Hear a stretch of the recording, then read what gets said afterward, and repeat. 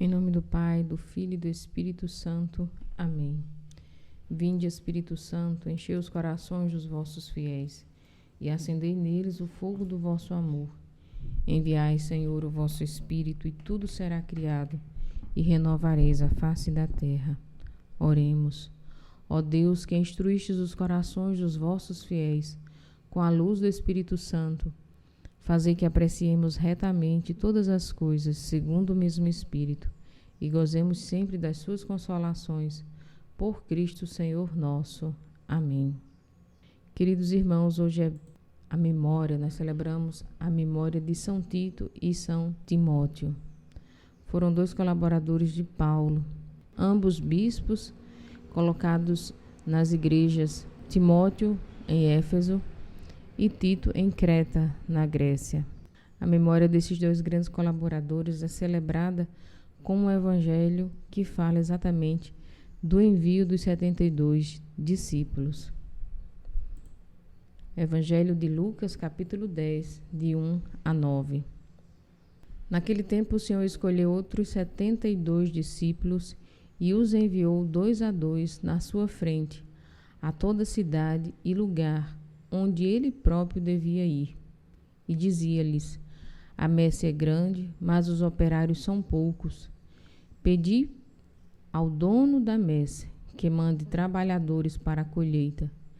Eis que vos envio como cordeiros para o meio de lobos. Não leveis bolsa, nem sacola, nem sandálias, e não cumprimenteis ninguém pelo caminho. Em qualquer casa em que entrardes, dizei primeiro: a paz esteja nesta casa. E se ali morar um amigo da paz, a vossa paz repousará sobre ele. Se não, ela voltará para vós. Permanecei naquela mesma casa, comei e bebei do que tiverem, porque o trabalhador merece o seu salário. Não passeis de casa em casa, mas quando entrardes numa cidade e fordes bem recebidos, comei do que vos servirem, curai os doentes que nela houver, e dizei ao povo: o reino de Deus está próximo de vós. Palavra da salvação. Glória a vós, Senhor. Primeiro ponto importante desse evangelho. Apenas Lucas relata o envio de 72 discípulos.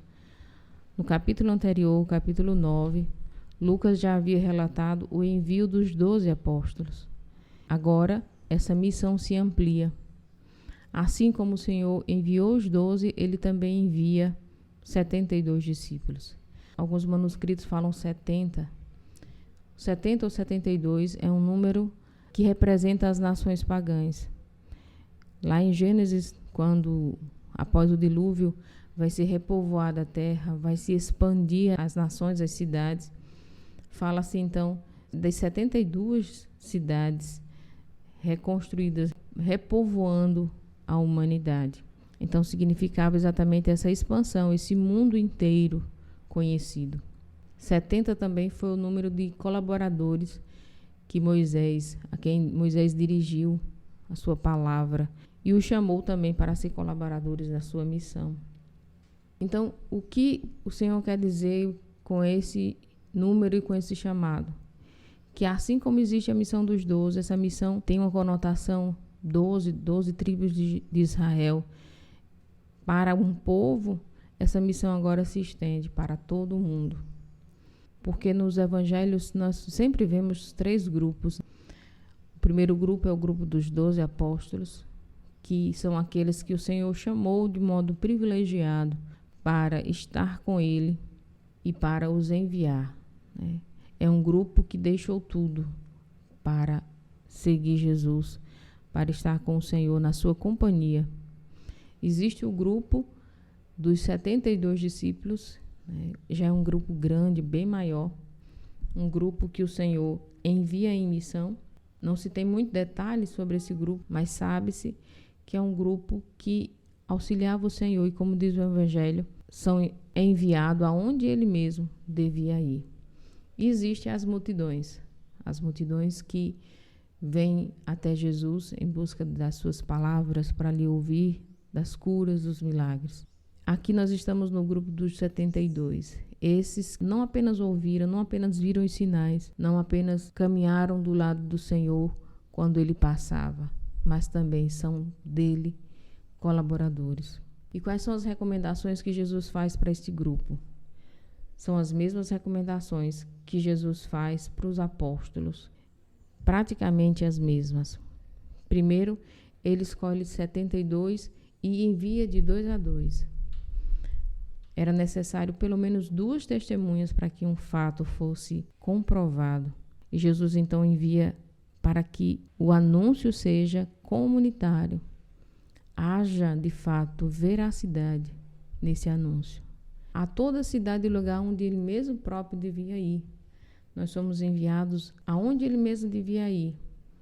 Ou seja, nós estamos indo em nome do Senhor, com a presença do Senhor. Jesus pede então que o Senhor envie trabalhadores para a messe. O Senhor sempre chama colaboradores. Se você está na multidão, pode ser que o Senhor esteja lhe chamando. Nós não somos chamados a permanecermos sempre como multidão. Nós temos uma missão na igreja. Nós precisamos de colaboradores. A igreja precisa de colaboradores. E agora começam as recomendações. Eu vos envio como cordeiro no meio de lobos. Constante perigo até mesmo de morte. Os discípulos de Jesus sempre passam. Não leveis bolsa, nem sacola, nem sandálias. É uma instrução do Senhor que ele também havia feito para os seus 12 apóstolos. Ou seja, o desprendimento. Se desprendam das coisas para que livres vocês possam ir. Quem é apegado demais aos bens materiais dificilmente encontra tempo para ir em missão. Não cumprimenteis ninguém pelo caminho, ou seja, vocês não estão aqui para fazer amizades, vocês não estão em missão para fazer propaganda. Concentrem-se no foco da missão. Em qualquer casa em que entrardes, dizei primeiro a paz a esta casa. Esses anunciadores são anunciadores da paz. Nós não vamos anunciar o mal, nós vamos anunciar uma pessoa que é a paz. Permanecer naquela mesma casa, comer e beber do que tiverem. Ou seja, não busquem casas importantes, não busquem ricos, não busquem aqueles que podem lhe dar comida e bebida. Comam do que tiverem. Há uma prática muito bonita na vida missionária. E isso a gente aprende lá nos inícios da nossa vida. Quando a gente está em missão, a gente agradece tudo que as pessoas nos dão. A gente come do que as pessoas tiverem, com gratidão. Um missionário não pode chegar numa casa dizendo eu quero comer isso, eu quero comer aquilo. A não ser por uma questão de saúde. Mas a liberalidade, o desprendimento é uma característica dos missionários de Jesus. Porque o trabalhador merece o seu salário. É muito importante entender que a missão também comporta um sustento daqueles que deixam tudo, especialmente destes. Mas não nos esqueçamos que no início do texto o Senhor fala de desprendimento. Nós não vamos buscando dinheiro, nós não somos enviados buscando isso ou aquilo. Dai de graça o que de graça recebestes. E aquilo que o Senhor nos dá como sustento é para que nós possamos continuar o seu serviço. A finalidade de toda evangelização não seja a busca financeira, nunca. Isso tem que ficar muito claro nos nossos corações e de todos aqueles que são enviados, sejam aqueles que são consagrados, sejam aqueles que sejam leigos. Quando entrares numa casa e fores bem recebidos, comei do que servirem, curai os doentes, e se nela houver, e dizei ao povo, o reino de Deus está próximo. Curar e anunciar.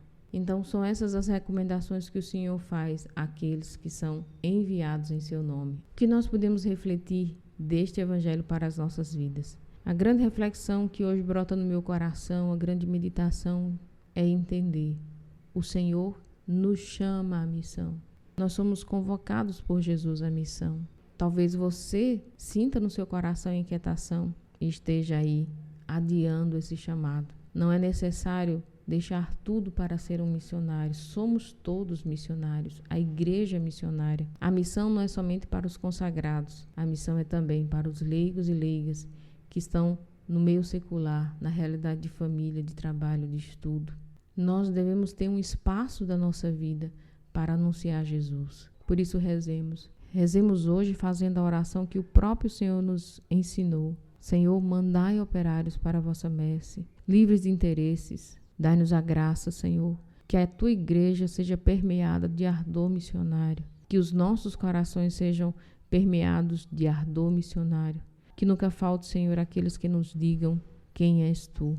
Mas te pedimos também, Senhor, que o nosso ser missionário seja livre, seja desprendido de interesses, que o anúncio da paz, Senhor, seja o nosso grande desejo, que as curas aconteçam como sinais da tua ação, bondade para com o teu povo, e que nós nunca esqueçamos de dizer: o teu reino está próximo. Tu és o único Salvador, tu és nosso Deus. Muito obrigado, Senhor. Convido hoje você a tomar essa palavra e continuar rezando com ela. Pedi, pois, ao dono da messe que mande trabalhadores para a colheita. Em nome do Pai, do Filho e do Espírito Santo. Amém.